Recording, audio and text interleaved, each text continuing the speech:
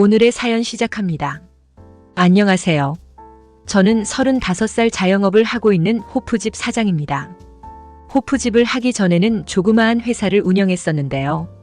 이것저것 신경 써야 할 것도 많고 스트레스가 심했습니다.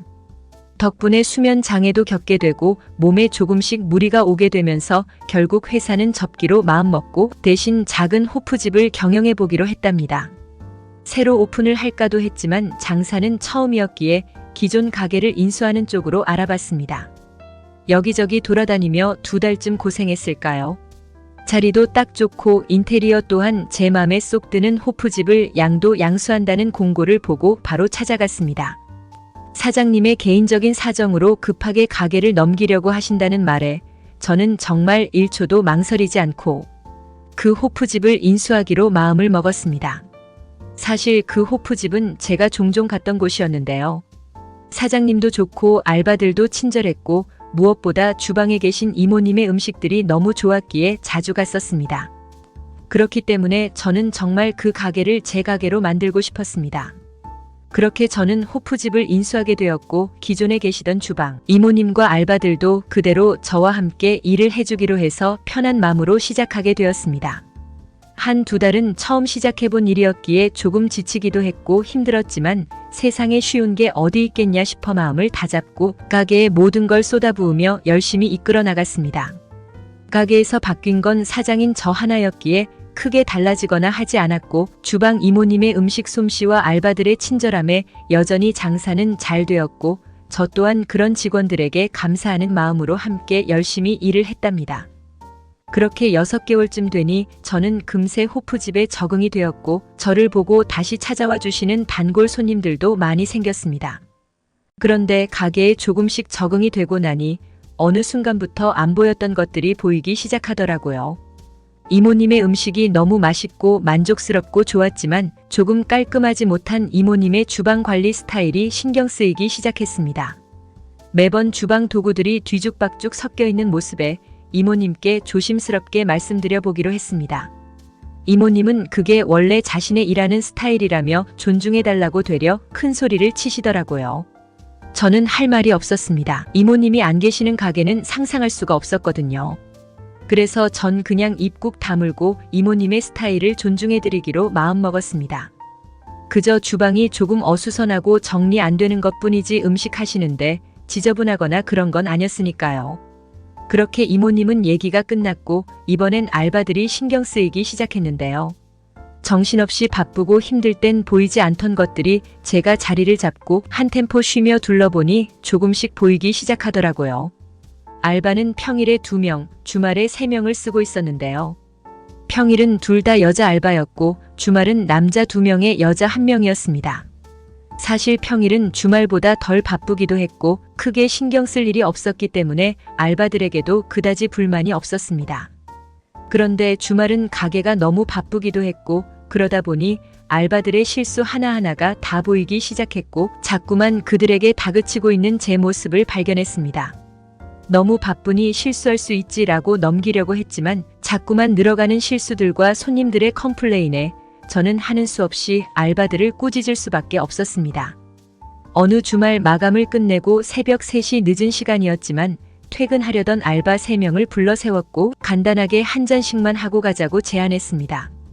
근처 늦게까지 하는 포차를 갖고 어이없게도 전 정말 거의 7개월 만에 알바 친구들의 얼굴을 처음 봤습니다. 늘 마스크를 착용하고 있었기에 얼굴을 볼 기회가 없었던 거죠. 그들의 얼굴을 처음 본 거에 놀랬고 그 다음은 홍일점 여자 아르바이트생 얼굴에 놀랐습니다. 생각지도 못하게 너무 예쁘더라고요. 물론 마스크를 쓰고 있을 때도 그냥 스쳐 지나가면서 눈이 참 예쁘네 하고 생각한 적은 있었지만 그렇게 이쁜 줄은 몰랐습니다. 알바 3명을 앉혀놓고 주저리 잔소리를 하다가도 그 여자 아르바이트생과 눈이 마주치게 되면 저도 모르게 입을 다물게 되더라고요. 내가 왜 이럴까 싶었습니다. 그도 그럴 것이 그 여자 아르바이트생은 고작 23살 어린 친구였으니까요. 내가 저 어린애한테 무슨 감정을 느끼는 건지 속으로 스스로를 다그치며 안돼를 외치고 있었습니다. 여자 알바가 화장실을 갔고 전 나머지 두 남자 아르바이트생에게 조금만 더 신경 써서 일해주길 당부했고 더 이상 일에 관한 잔소리는 하지 않기로 했습니다. 그 술자리를 온전히 즐기고 재밌게 즐기고 싶어졌으니까요. 신나게 술을 마시며 알바 친구들과 조금은 더 가까워진 느낌이었고 시간이 너무 늦어 술자리를 정리하고 집에 가게 되었습니다. 그렇게 그 친구들과 술자리가 있고 그 다음 주 주말이 돼서야 다시 그 여자 아르바이트생을 볼 수 있었습니다. 다시 그 친구를 보는데 왜 그렇게 괜히 설레고 부끄러운지 띠동갑 차이 나는 여자를 보고 이렇게 설레도 되는 건가요? 나 자신이 좀 창피했어요. 그렇지만 나이는 숫자에 불과할 뿐 조금씩 그녀에게 다가가 보기로 했습니다. 처음부터 너무 들이대면 역효과가 있을까 싶어 조금씩 혼내보기도 하고 장난도 쳐보면서 친해질 기회를 엿보고 있었습니다. 그런데 그녀는 너무 어리기도 했고 이쁘기까지 했기 때문에 괜히 시간이 지날수록 불안해졌습니다.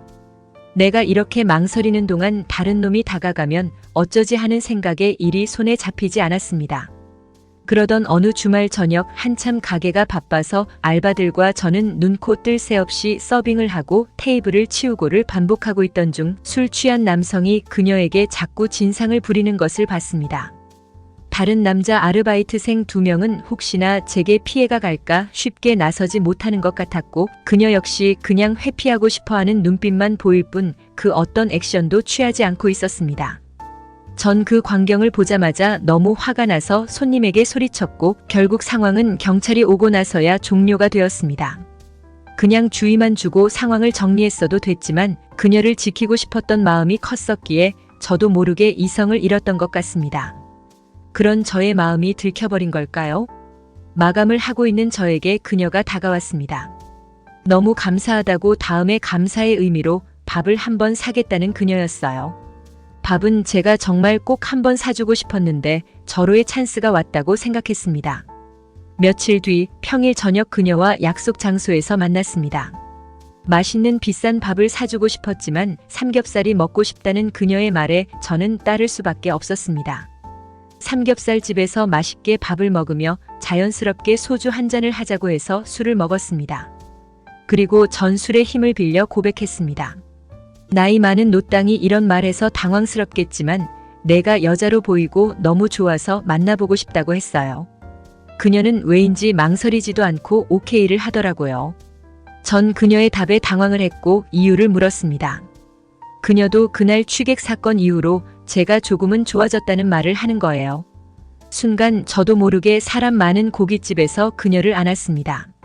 그리고는 자연스러운 분위기에 이끌려 저희는 근처 모텔을 들어가게 되었고 어린 줄만 알았던 그녀가 저를 침대로 리드하는 게 아니겠어요? 그렇게 그녀와 뜨거운 밤을 보내게 되고 저는 사랑스러운 그녀와 지금 6개월째 예쁜 사랑을 하고 있답니다. 구독, 좋아요로 응원해주세요. 감사합니다.